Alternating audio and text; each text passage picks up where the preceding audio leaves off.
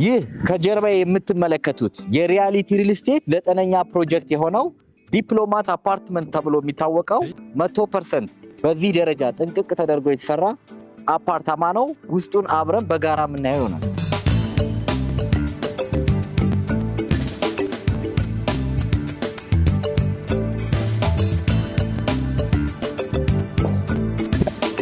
ይህ የምታዩት ደግሞ የተንጣለለ ጂም ከነ ሙሉ ዕቃ ነው የምናስገባው። እዚህ ሮጥ ሮጥ ብላችሁ ወደዚህ ደግሞ እንሄዳለን።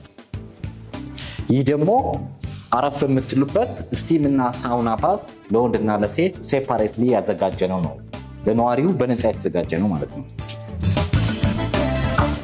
ይህ ደግሞ ከጂም በኋላ ራስን ዘና የሚያደርጉበት ሳውናና ስቲማችን ነው።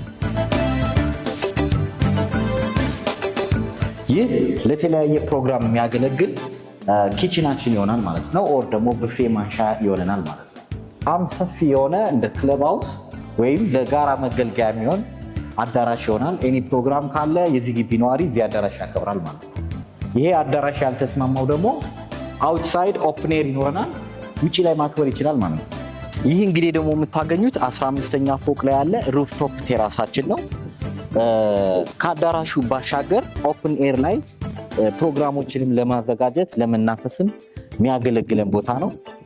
በጣም ቆንጆና ነፋሻማ አየር እናገኛለን። ጊዜ ከዚህ ላይ ሆነን አዲስ አበባ 360 ዲግሪ ማየት እንችላለን። እውነት ከዚህ ከፍታ ላይ ህልሞንስ ማየት አይቻልም?